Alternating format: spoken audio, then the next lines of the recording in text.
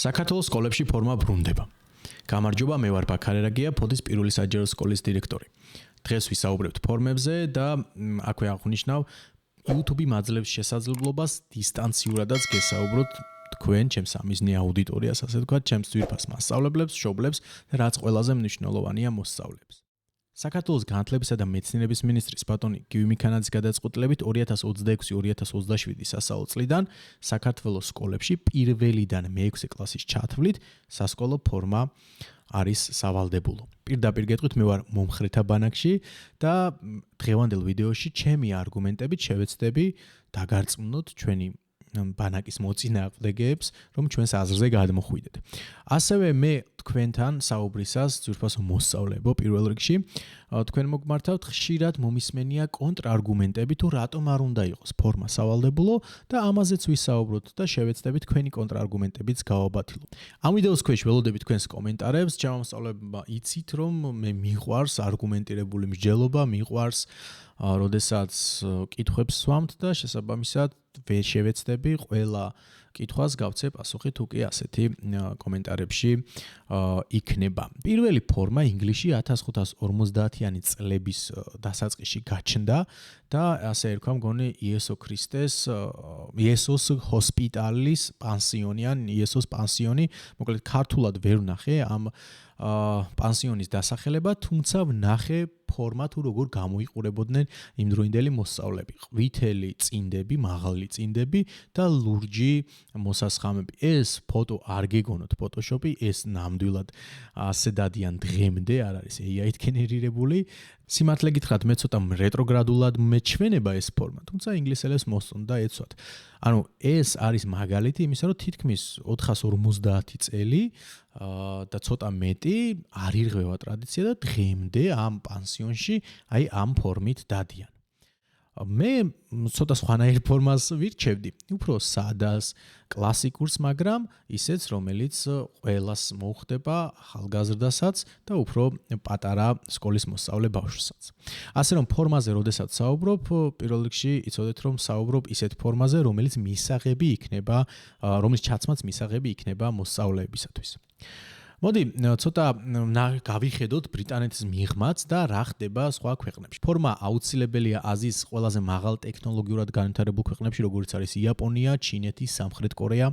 ასევე ფორმას ძალიან დიდ ყურადღებას აქცევენ და პატივსცემენ ავსტრალიაში, ზელანდიაში, ამერიკის შეერთებული შტატების გარკვეულ შტატებში და ასე შემდეგ. რაც შეეხება კონტინენტურ ევროპას, მაგალითად დასავლეთ ევროპაში, როგორც არის საფრანგეთი და გერმანია, აქ შედარებით ნაკლებად არის პოპულარული ფორმა. იგივე შეიძლება ითქვა სკანდინავიის ქვეყნებზე. რაც შეეხება საქართველოს. საქართველოს ჩვენი ნების საწინააღმდეგოდ ვიყავით 70 წელი საბჭოთა კავშირის ნაწილი და საბჭოთა კავშირის პერიოდში მთელ საბჭოთა კავშირში იყო ფორმა სავალდებულო, მათ შორის ჩვენთან რა თქმა უნდა, ხო? აი ამ 90-იან წლებში, როდესაც საბჭოთა კავშირის დაინგრა, ჩეხოსლოვაკიაც გაიყო და ასე შემდეგ და ნუ ნელ-ნელა ეს სოციალისტური ბანაკის ქვეყნები დაიშალნენ ერთმანეთისგან, ფორმებით სკოლებში აღარ იყო სავალდებულო, იგივე მოხდა საქართველოშიც. რაც შეეხება ჩემს არგუმენტებს, თუ რატომ უნდა იყოს სკოლაში ფორმა და რატო თვლი არა მხოლოდ პირველ მე-6 კლასში, არამედ პირველიდან დაამთავრებელი კლასის ჩათვლით, ეს ყველაფერი გამომდინარეობს დღევანდელობიდან, როგორც მსოფლიო, ასევე ქართული რეალობიდან და, ნუ რა თქმა უნდა, მე გამოვდივარ ჩემი სოციუმიდან, ჩემი ქალაქიდან და ქვეყნიდან. პირველი ჩემი არგუმენტი არის თანასწორობა. როდესაც ყველას ერთნაირად აცვია, ეს შეამცირებს იმ სოციალურ ბარიერებს, რომლებიც საზოგადოებაში არსებობს. ხო, ვიღაცას ბევრი აქვს, ვიღაცისას ნაკლები აქვს, ეს შეამცირებს სტრაბაღს, ბრენდებით და ასე შემდეგ. ალბათ შეიძლება მოგვიკრავს ყური, ხომ? აიცი რა, მე ჩემ შულს აქ ვაცმევ, ან იცი რა, მე აქ ვიცმევ ბავშვს უთქვამს, ხო? რა თქმა უნდა, აქ ვიღაცა იჩაგრება, ხო? და აი ზუსტად ეს მეორე არგუმენტიც აქვე არის, ხო? აი ამ პირველი არგუმენტის გაგრძელება, ეს არის ჩაგვრის ეგრეთ წოდებული ბულინგის შემცირება, ხო? რა თქმა უნდა, ხე ფორმების დაწესება ბულინგს და ჩაგვრას სკოლაში სრულად ვერ აღმოფხრის და სხვა ვთქვათ, ღონისძიებებიც არის საჭირო, მაგრამ აღმოფხრის და ვთქვათ, ამის მიზეზი არ გახდება აი ის რომ ვიღაცას ბრენდულად აცვია და აქვს მეტი ფული და ვიღაცას ნაკლებად აცვია და არ აქვს. აი ეს მიზეზი როგორც მინიმუმ გამოიცლება ასე ვთქვათ სკოლაში. მესამე არგუმენტი ჩემთვის არის მეტი კონცენტრაცია სწავლაზე, ნაკლები ყურადღება მოდაზე, ჩაცმაზე და ზოგს დეფილეზე გონია თავი დერეფანში ისე დადიან ბავშვები და ეს აი ამ კომპონენტსაც რომ ამოვიღებთ, იქნებ რაღაცა ცოტა მცირე პროცენტით მეტი ყურადღება გადაიტანონ გაკვეთილზე, ხო? სხვათა შორის არის კვლევები, რომელიც ადასტურებს ფორმის გავლენას სწავლაზე და რომ ზოგადად აკადემიური მოსწრებაც იმატებს იმ სკოლებში, სადაც ფორმაა. შემდეგი ჩემი არგუმენტი ეს არის კუთვნილების განცდა, ეგრეთ წოდებული იდენტობა. იდენტობა რა არის? რადაც ვაიგივებ ჩემ თავს, ხო? მაგალითად მე ვარ ქართველი, მე ვარ ქრისტიანი და ასე შემდეგ, ხო? სკოლა ზუსტად რომ ქმნის ადამიანის იდენტობას. შესაბამისად აი მაგალითად ბიჭები რო იცვამენ რაღაცა თქვა კვარაცხელიას ფორმას, ისინი თავს აიდენტიფიცირებენ წარმატებულ ფეხბურთელთან, ხო? ზუსტად ეს იდენტობის განცდა ყველა ადამიანისთვის, მით უმეტეს პატარა ასაკში არის მნიშვნელოვანი, რომ მას რაღაცა სწორი ღირებულებები ჩამოუყალიბდეს. ამიტომ სკოლაში, როდესაც იმ სკოლაში, სადაც არის ღირებულებები, ფორმა ამ ღირებულებებთან კავშირის მაჩვენებელი შეიძლება იყოს და წესრიგის ერთ-ერთი მანიშნებელი, ხო? შემდეგი არგუმენტი ეს არის დისციპლინა და წესრიგი. ჯარი არის უბრალოდ მოწესრიგებული, ორგანიზებული ერთობა, ხო?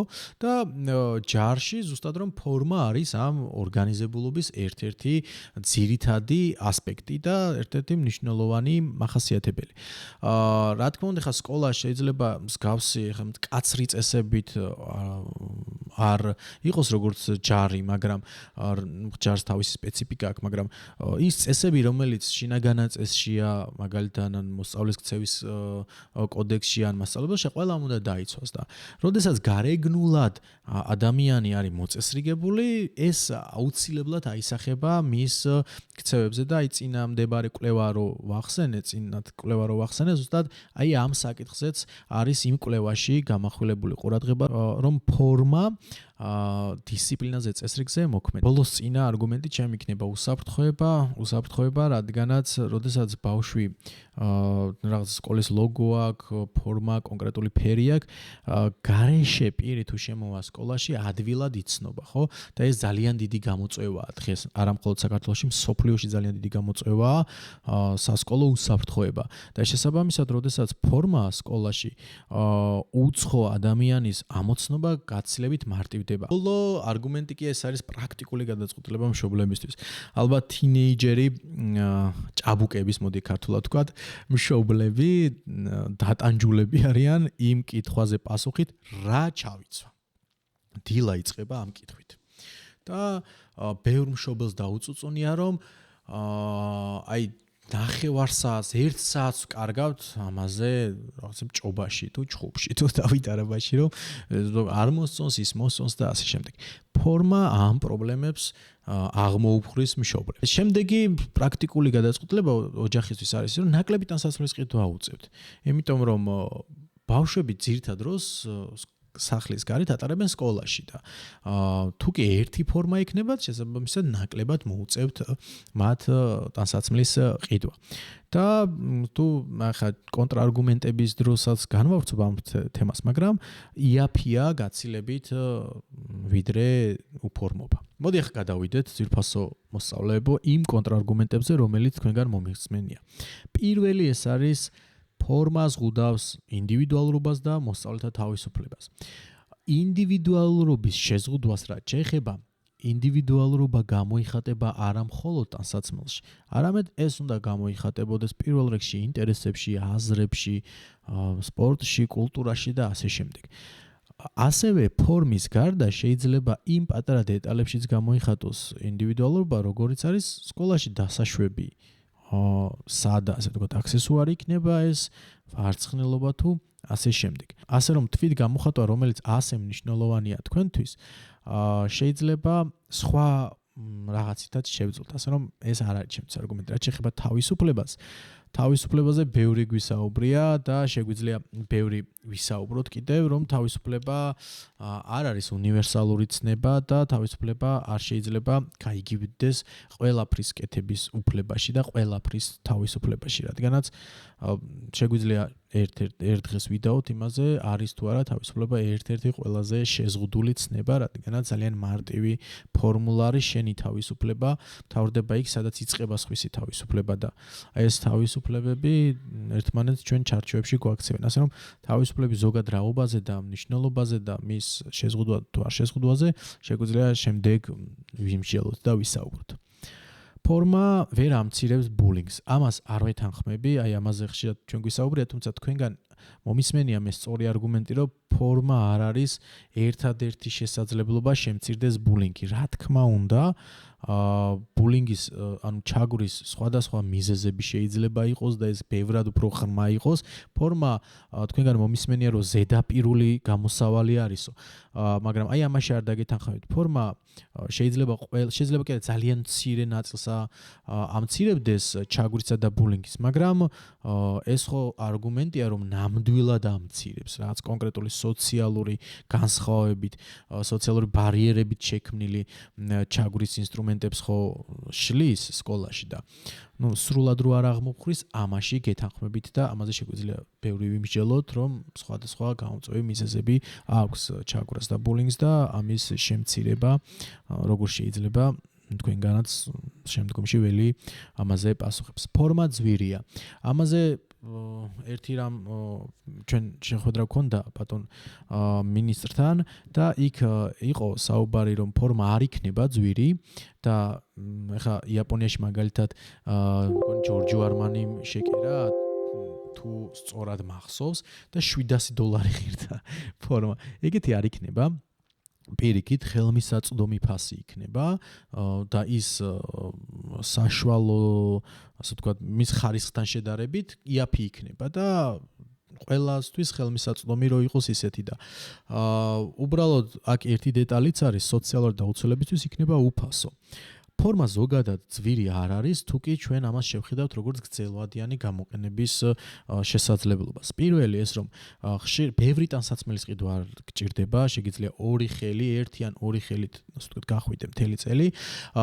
გარდა ამისა, თუ დაძმა, ერთ ოჯახში ცხოვრობენ, ხშირად ხდება გადაცემა და როგორც წესი, ფორმა იკერება გაცილებით უფრო ხარისხიანი და გამძლე მასალისაგან, ვიდრე ჩვეულებრივი ტანსაცმელი. ამიტომ გრძელვადიან პერსპექტივაში ფორმა ნამდვილად არ არის ძვირი. ხო, ფორმა კომფორტული არ არის. გეთანხმებით ერთ ნაწილში, რომ ყველასთვის კომფორტული შეიძლება არ იყოს კონკრეტული სახის ტანსაცმელი. ზოგისთვის სპორტული ტანსაცმელია კომფორტული, ზოგისთვის კლასიკური, მაგრამ მე როდესაც საუბრობ ფორმაზე, ისეთ ტანსაცმელს გულისხმობ, მგონი ვახსენე დღევანდელ ვიდეოში, რომელიც მეტნაკლებად ყველასთვის მისაღები იქნება და მეტნაკლებად ყველასთვის კომფორტული იქნება.